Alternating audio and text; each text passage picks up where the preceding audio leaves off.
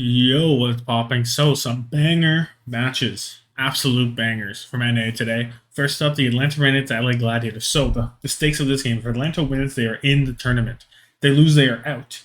If Gladiators win by 3-0 or 3-1, they have a chance to be in the tournament.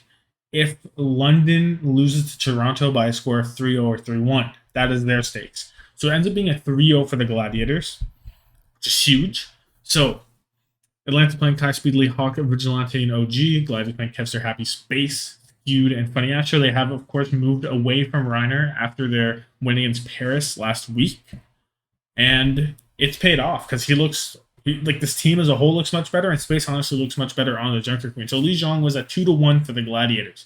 And it looked kind of rough for the first round because Night Marco was 190 for Atlanta. Right, Speedley had 60% of Atlanta's damage. He was ravaging the backline. It was a very close round. They had a very weird fight when they were fighting on the outside of the point for like a pretty long amount of time before I believe the Gladiators eventually won that. But the biggest difference maker was Speedley came up. He was huge, and Gladiators just weren't doing a very good job of like boxing him out and stopping him from just going on the backline and winning. And he was the main difference maker in the opening round. However, it just flipped on a dime. Control Center was 100 for Gladiators. Atlanta only had like a handful of kills, like probably like three or something like that, around that number. And Gladiators were just rolling. Happy and Kevster were going absolutely bizarre on Atlanta. It was a completely different team. It's like, I don't know what flipped. Something flipped the switch. I was like a warm up round or something, but it just nothing from Atlanta. Just pure domination, pure aggression from Atlanta, from Gladiators going in, getting the job done. It was immaculate. I don't know. The Gardens was 100 to 83 for the Gladiators, so not as dominant as they were before, but it was still quite good. So Kevster was going super aggro. He started off the round with a 4K, and he was continuing to do this through the rest of the round. He was supplying so much pressure onto the Atlanta backline and onto Hawk. Like those two things, like kind of work together because like if you supply it on Hawk, you put it on the backline. If you put it on the backline, it does put pressure on Hawk still. So either way, it's completing the same job. But the biggest thing is Hawk was falling early often, whether it be because of that pressure onto the backline directly or onto just Hawk himself. And he was not responding well. He looked very uncomfortable. He couldn't just like stand where he wanted to, like in game, things like that. Um, and the Gladiators, like that's a key reason for them to win this round. Atlanta end up they get that point originally by using a ton of ult, and they're able to hold through another fight. But eventually they do lose to Kevster finding an opening pick on their Kai and Space going crazy, and it's just a 183 for the Gladiators, and they're up 1-0 to start. Then we go to Hollywood, which is at 3-2 for the Gladiators. And Atlanta, they start their offense. They have a very long, drawn-out fight to start on A, and they have a 4:45 entering B. And every now and then, Kai was getting some good opening picks, and he was probably doing a bit better than Happy at this point in this specific map. But not like super dominating and not going crazy. Just like a solid, like finding a pick every now and then. And even then, some of the picks he would find, they weren't actually translating into 5 wins, right? Because it felt like on B, especially Gladiators were controlling their high ground very well, so it's kind of a hard angle for Kai to get the job done. But he does eventually. They end up going through, and Atlanta gets stopped at the very end of C. Gladiators offense, though, Kai is on the Ashe now, which is of note. I start noting who's on Ashe and who's on Sojourn because it's the only really compositional thing to note. Gladiators end up pulling up, and they corral Atlanta into the back of the point, like near where B spawn is, for the attackers, and they end up having 5 minutes into B after boxing them in. Kevster then hits a blade, forces Atlanta to scramble, and Gladiators follow them, run them down, and end up winning. Atlanta ends up stabilizing on B, but Hawk ends up falling. Speedley hits a blade, and it forces B, but doesn't do anything else. OG hits a beat, and it's no good. And then Gladiators have 4 minutes in C, and Atlanta just committed a bunch of ults. Then Atlanta engage, so Gladiators go, okay, we'll just disengage. And they disengage. Kevster ends up going up and around into the backline, goes completely crazy there, and Gladiators end up capping with a pretty significant amount of time. So it was just like, didn't look like a very competitive map at all, really. It was all Gladiators all day. And they're starting to do little things right. That's what the biggest criticism of Atlanta is. They weren't using their ultimates correctly. They weren't positioning correctly. They weren't moving as a unit correctly. They got it all down pat right here, and I think it would be a damn shame if this team does not end up going to the tournament. Because honestly, they look pretty damn good. And Atlanta did look good going into this, right? Atlanta has been forcing themselves back up, building themselves back up into the contender that they want to be, but it just doesn't matter because they can't go to the tournament now. Dorado ends up being a 1-0 for the Gladiators. Atlanta on their offense, they get full hell. It's the Toronto against Gladiators moment again, basically. Kai's on the Ash this time, so they're still playing Sojourn, so it's a little different, but they're still supplying that pressure. The Gladiators in a close holding in the building. Happy's going crazy with super headshots, and Atlanta had no eliminations in the entire offense for the whole 4 minutes plus overtime. No eliminations, pure defense for the Gladiators, and I don't know. There's no real answers here. They should have been able to find something somewhere. Kai wasn't able to get his pick. Speedily wasn't able to get a pick. It's very hard for the Genji to go in and actually get things done on that spawn hold. It was just an absolute stomp from the Gladiators, and on their offense, Atlanta ended up holding for a minute, but then as soon as Funny Astro gets beat, they run it down and they win, and that's probably what Atlanta should have done. They should have been able to do something like that. It's a little surprising they weren't. But anyway, Tom of the play of the match, you're gonna go to Kevster just because of that pressure, right? I mentioned it when talking about Lee Zhang, the pressure he was exerting on the back line and on Hawk, huge. That's like the main thing I think for me, because Hawk really, he's known as one of the highest damaging Junker Queens. It just didn't happen this time. There was pressure from Kevster, pressure from Space as well. I was considering giving it to Space because I was like, well, the pressure he's exerting is very good as well. But I decided Kevster was a better pick here. And the aggression he was displaying was aggressive. Like it was really good. So that's the kind of playstyle that Gladiators need. And Space touched on it right in the post match interview, which I usually don't watch them, but I watched this one. He said the Gladiators are finally focused on playing like the Gladiators in this meta, and I think that really sums it up because you need Kevster doing that kind of stuff. Not like a who are you, like go kill everyone, but like a supplying great pressure and letting his team help him to capitalize on it, right? Anyway, overview for this. Hawk was eviscerated every fight, basically, right? Again, with the pressure, no space for Atlanta to work with. Speedily had no space after that first round. And they just got sauced. After that, he like had some key fight wins, I guess, with the blade and stuff like that, but he didn't get the value he needed to. And Kai was getting some big first picks every now and then, like on the Hollywood, but like it just wasn't enough. Atlanta, it felt like they were just flat-footed. They never carried any momentum. They were always on the back foot, right? Gladiators were controlling the tempo. They were controlling engagements, disengagements, all there, and they're just doing it right. The Space Junker Queen, again, must say, was very good. It was more like a position, kind of like a Hopla Junker Queen. He wasn't like hitting insane knives. He wasn't doing things like that, but it was just consistently the positioning he was in was great. The rampages were solid, and that's all you really need whenever you have the rest of your team playing so well.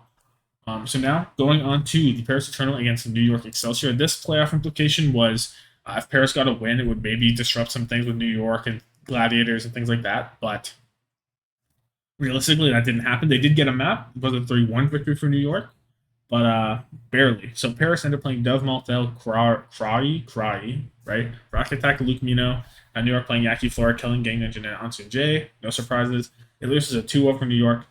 Well, it was 100-55. So Flora's on the Ash for this one. I do like that most of the time around here.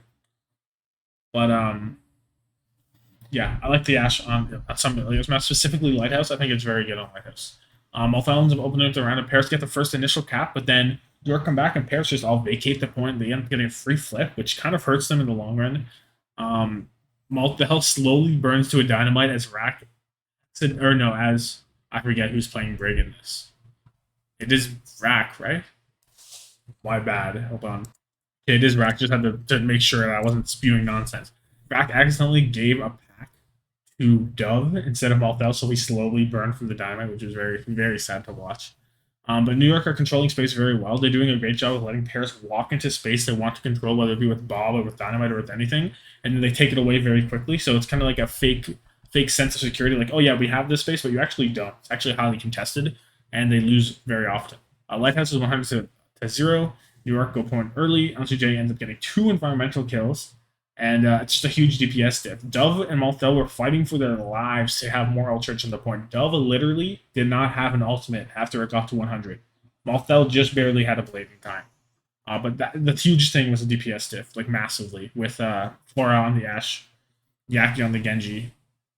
It was just massive, right? They couldn't do anything.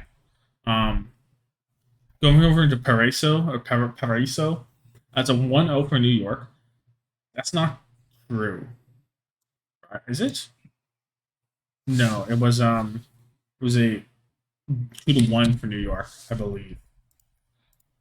So yeah, Paris on their offense, they have Flora on the Ashe again, right? Dove gets the opening pick, but New York ends up collapsing on top of Paris. So nothing there. Dove goes over to the Ashe eventually, and Paris end up breaking through through some picks from Dove and things like that.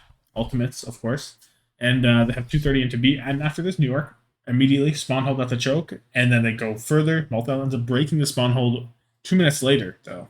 So it's a very long hold, and Paris get held on the last corner before the swing. It's very much fully New York's control, and Paris are just walking into their trap, it feels like. On the offense, Yaki just rolls through A, and they roll through B, and it's just a wrap. I don't know what it is, but like to me, it feels like New York and Paris. The gap between them at this point was further than it was between Valiant and Shanghai. It's like there's just no fight back, and it's New York. New York's like a bottom 4 team at best. So like, what is going on here? Kellen only has 1 death in 2 maps in this series so far at this point. Like you can't make that up. Junkertown ends up being a, I don't even remember, Burita 2 or something. It ends up being a 3-1. I apologize. I normally have that written down, but I just forgot this time, I guess. So Paris on their offense on Junkertown, they had a pretty good first fight, and they have 450 into B. They're actually doing quite well. I'm gonna be honest, I wasn't paying like super attention to this, but I was still paying attention, right? They end up rolling through B and C, like just playing good as a group. New York feels a little bit like discombobulated at times here. They're not really like letting Paris walk into their trap like they were before. Paris is circumventing it, and they're just kind of playing a little bit sloppier. It felt like they kind of thought they already won in a way, but they I don't know, they kind of snap out of it, but it's a little too late. New York do take the stand at the end of B for like not 4 minutes, it's like 3 minutes. I remember I read that early, and oh no, at the end of C, right? They get to C for 3 minutes up on the spinner, but New York are holding on the high ground. It doesn't feel like Paris are not even threatening to take it. They're just content with going through the low ground and trying to force cart. But then New York make a crucial error where they end up team wiping Paris, and they push up to try and play in the choke. But the cart is already way around going towards the completion of the map. And they lose the chokehold early on C. And from there, Paris just used their ults and win, because they didn't even need to use ults because Gang and Jin got picked early.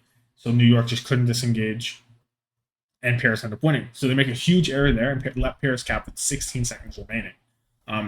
However, New York on their offense, right, it doesn't even matter because they didn't even get to C. So Yaki ends up breaking the spawn hold from Paris. And Paris are actually holding pretty strong on A. Yaki is struggling to get in onto the backline, and Paris are playing very aggressive. They're playing up fourth right. I don't know. New York just can't get in at all. They're playing it very well. Cry hits a rampage and gets booped. And it gets nothing. So that was very sad. But Paris is still able to hold in the middle of B, and it looks like they're looking to turn this match around. I do think New York definitely slept on them a little bit on this match, because in the next one, it's back to New York, right? Coliseo. Paris get the first movement 1:30 in, but I think it was more like they were getting a little bored or a little antsy. They felt like they had to make something happen because they get that movement, but they trade like a millimeter of movement for Cry dying, and New York end up team wiping them. So not a great trade, right?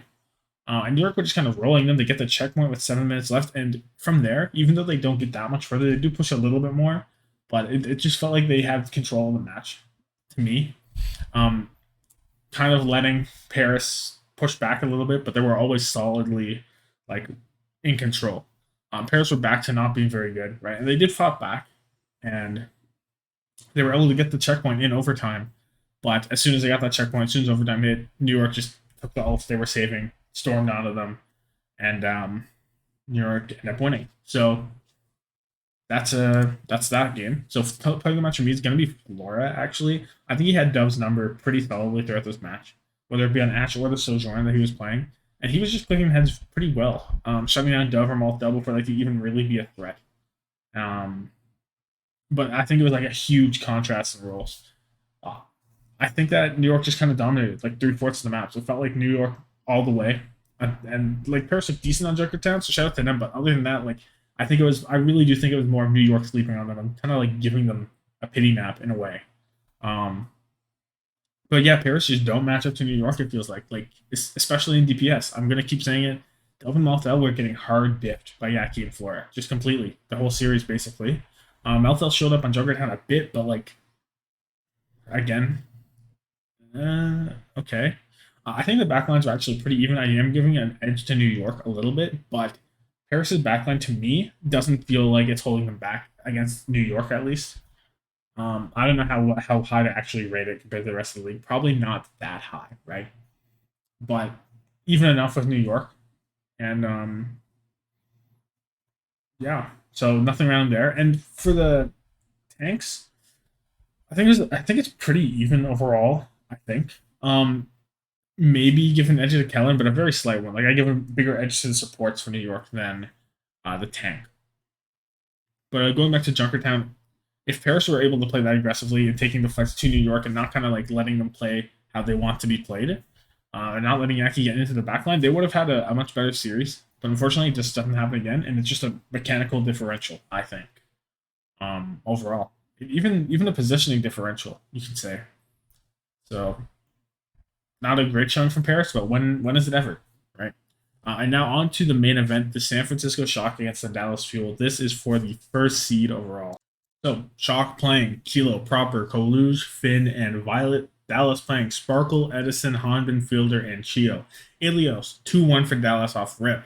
However, Lighthouse was 189 for Shock, so maybe not off, but you know what I mean. So we have Kilo on the Sojourn versus Edison on the Ashe. We will notice throughout this match that Edison prefers to play the Ashe, or at least Dallas does.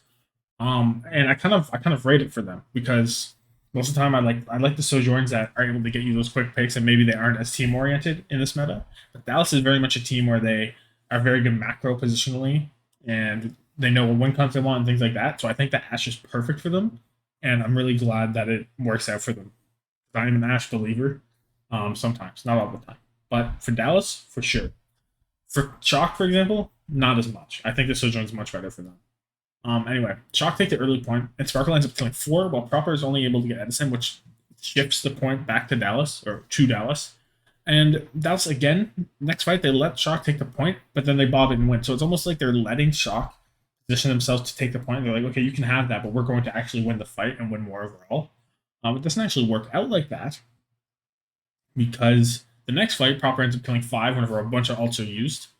And Dallas don't get any kills, but you think, well, they use maybe one less ult because they didn't use their Bob, but it's just not there. Kalush hit the huge rampage. Helmet hits a second rampage, but it isn't as good because the second one he's anti and he doesn't get enough. And then Finn makes a big play where he whip shots Bob off the map. It was going to go right onto the point, goes off the map, which forces someone to go to point for Dallas. Shock ended up cleaning up and winning. So that's their 189 for Shock.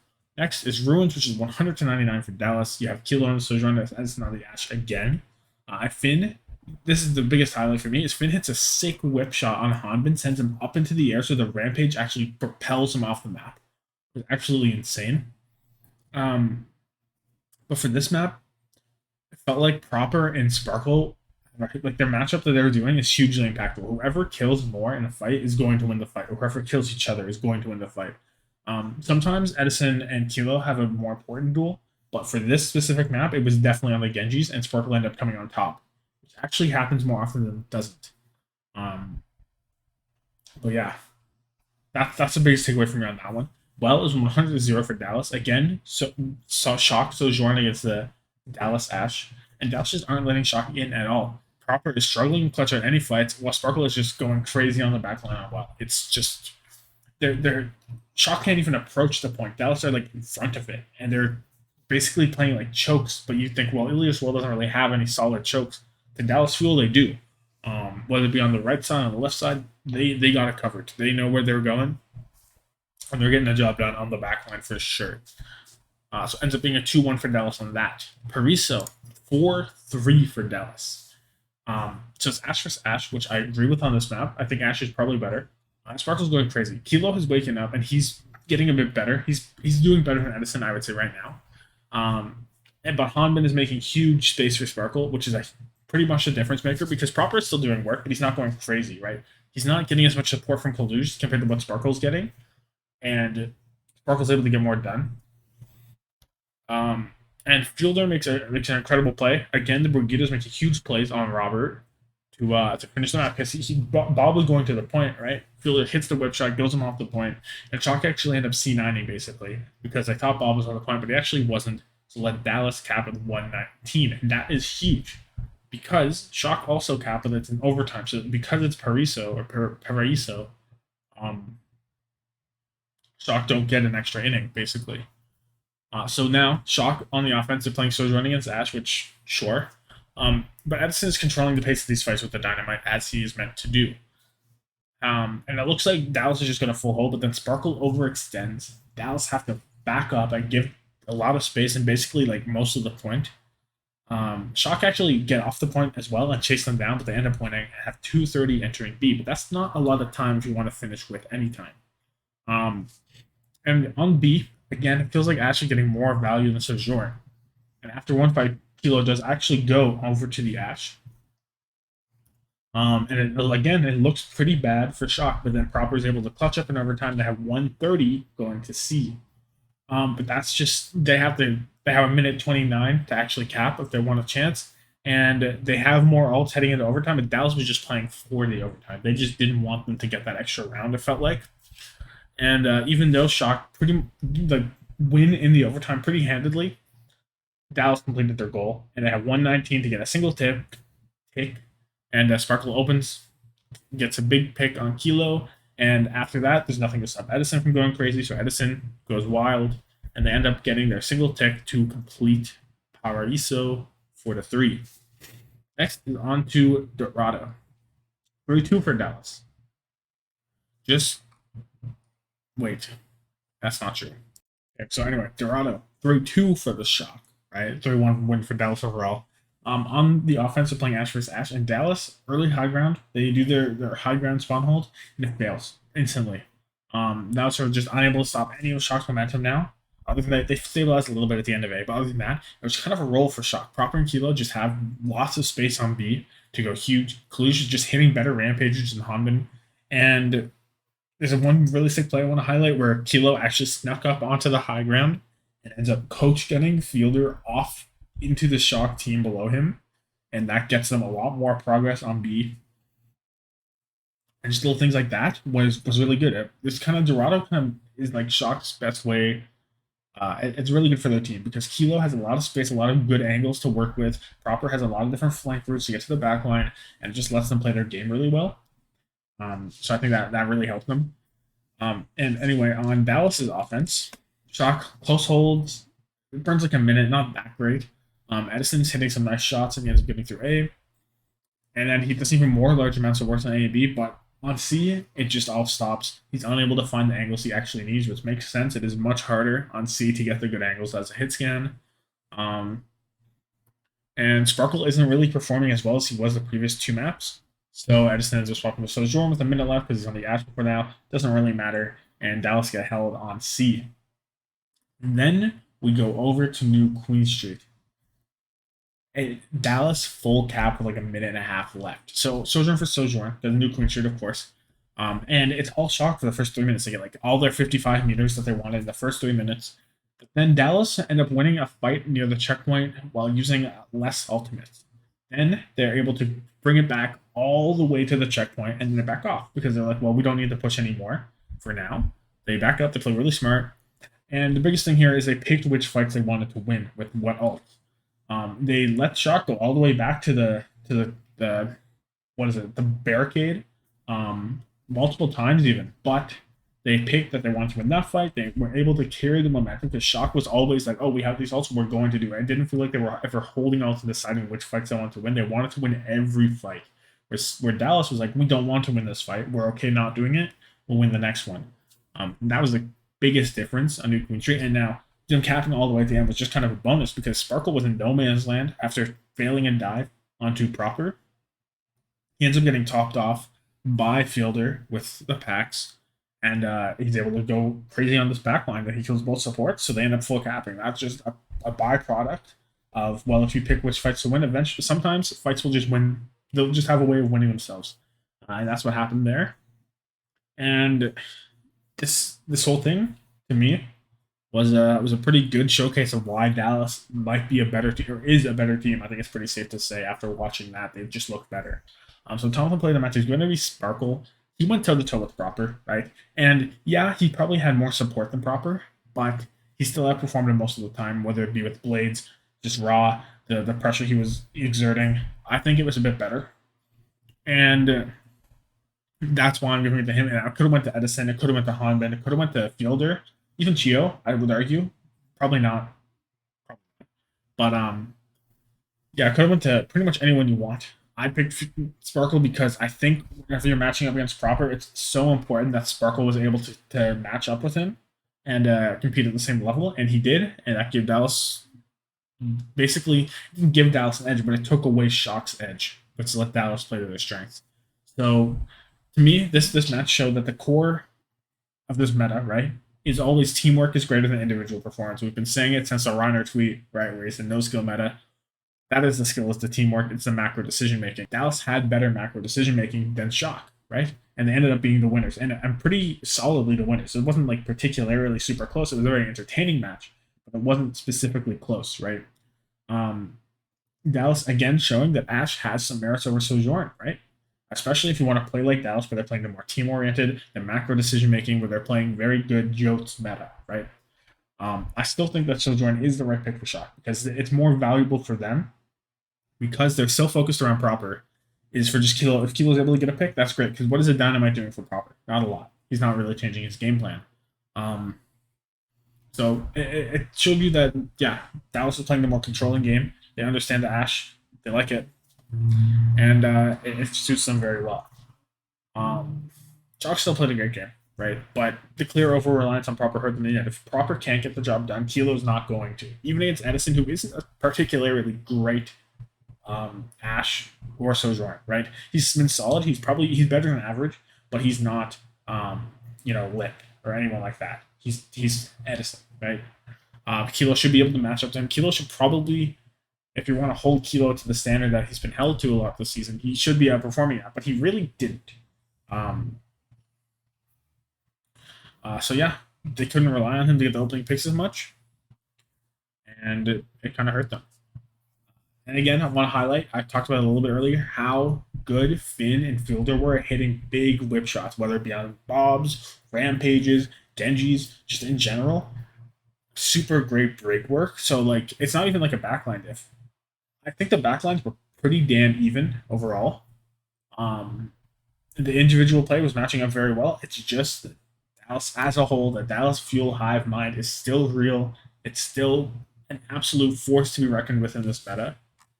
And they look much better, I think. So let me know your thoughts down below, as always, in the comment section. Like this video if you like it, subscribe for more daily Overwatch League content. Have yourself a good one, and thank you so much for watching. Deuces.